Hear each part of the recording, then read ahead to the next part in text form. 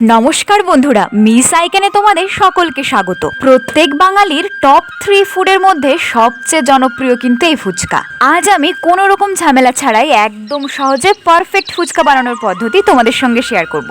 আমরা যারা একদম প্রথম বাড়িতেই ফুচকা বানানোর চেষ্টা করি, তখন আমাদের নানান রকম কমন কিছু সমস্যার সম্মুখীন হতে হয়।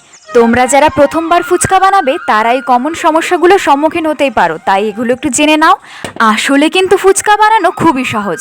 এই জিনিসগুলো জেনে গেলে তোমাদের আর ফুচকা বানাতে কোনো অসুবিধাই হবে না। তোমরা রেগুলারই বাড়িতে ফুচকা বানিয়ে খেতে পারো।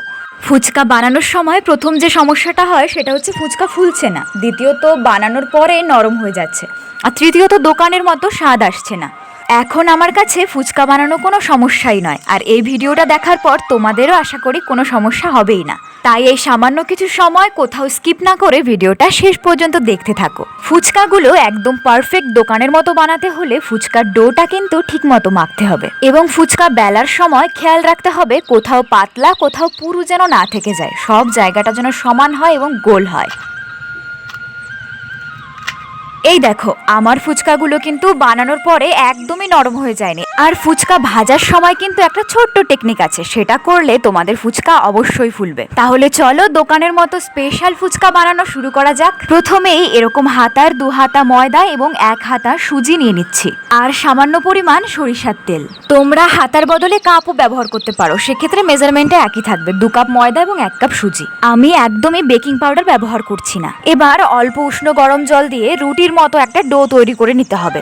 আমি অল্পই বানাবো, সেজন্য আমি কমই নিলাম। তোমরা যদি বেশি বানাতে চাও তাহলে সুজিটা কিন্তু অবশ্যই ময়দার অর্ধেক পরিমাণ নেবে, আর ভুলেও এর মধ্যে লবণ দেবে না কিন্তু। এবার একটা ভেজা সুতির কাপড় দিয়ে আধ ঘন্টা এটাকে ঢেকে রাখবো। চলো এবার আমরা তেঁতুল জলটা তৈরি করে ফেলি।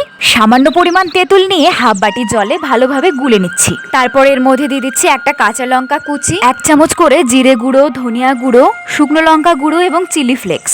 ঝালটা এখানে মিডিয়ামে থাকছে, তোমরা যদি কম ঝাল খাও কম পরিমাণ লঙ্কা দেবে। আর একটু পাতিলেবুর রস এবং গন্ধরাজ লেবুর রস দিয়ে দিচ্ছি। গন্ধরাজ লেবুটা কিন্তু একদম মাস্ট। আর ধনিয়া পাতা কুচি অবশ্যই দিতে পারো, এখন আমি বাজারে কোথাও পাইনি তাই আমি দিতে পারলাম না, কিন্তু তোমরা অবশ্যই দেবে। আচ্ছা, সামনেই তো রথের মেলা, তোমরা নিশ্চয়ই মেলায় যাবে। মেলায় তো অনেক ফুচকার স্টল থাকে এবং সব দোকানের ফুচকা ভালোও হয় না। তাহলে তোমরা কি বলতে পারবে না খেয়ে কিভাবে বুঝবো কোন দোকানের ফুচকা ভালো খেতে হবে?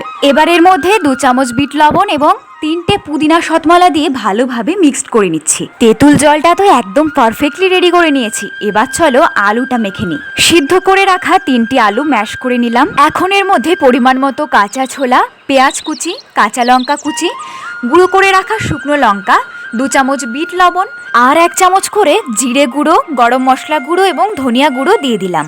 এবারও এর মধ্যে অল্প পরিমাণ পাতিলেবুর রস এবং গন্ধরাজ লেবুর রস দিয়ে দিচ্ছি, আর দিয়ে দিচ্ছি সেই তেঁতুল জলটা। এখন এটাকে ভালোভাবে মিক্স করে নেব। জানো তো বন্ধুরা, আলু মাখাটা যা হয়েছিল না, একদম জাস্ট ফাটাফাটি। চলো এবার ফুচকার লুচিগুলো বেলে নেওয়া যাক।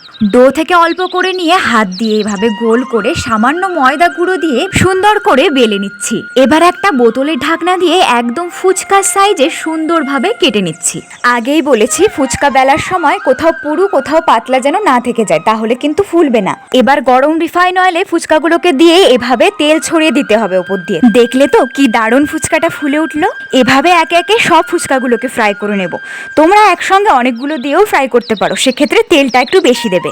ব্যাস, দোকানের মতো একদম পারফেক্ট ফুচকা বাড়িতে একদম সহজেই তৈরি করে নিলাম। আমার প্রিয় বন্ধুরা, তোমরাও এবার বাড়িতে এইভাবে ট্রাই করে দেখো। আমার চ্যানেলে নতুন হলে এক্ষুনি চ্যানেলটা সাবস্ক্রাইব করে দাও, আর পাশে থাকা বেল আইকন অন করতে ভুলো না কিন্তু, যাতে আমার ভিডিও সবার আগে তোমার কাছে পৌঁছে যায়। আর আজকের রেসিপিটা তোমাদের ভালো লাগলে প্লিজ একটা লাইক করে বন্ধুদের মধ্যে শেয়ার করে দিও।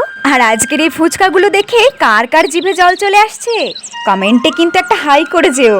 আর তোমাদের ফুচকা খাওয়ার হাইয়েস্ট রেকর্ড কত সেটা কমেন্ট করতে ভুলো না কিন্তু। তাহলে চলো বাড়িতে এরকম টেস্টি টেস্টি দোকানের মতো পারফেক্ট ফুচকা বানিয়ে ফেলো। আমি তো ফুচকা না খেয়ে আর ওয়েটই করতে পারছি না। আজকের মতো তাহলে টাটা, পরের দিন দেখা হচ্ছে আর একটা নতুন ইউনিক ভিডিও নিয়ে। আমার ভিডিওগুলো যদি তোমরা ফেসবুক থেকে দেখে থাকো তাহলে পেজটা ফলো করে দিও। সবাই সুস্থ থেকো, সবাইকে ভালো রেখো। দেখা হচ্ছে খুব তাড়াতাড়ি।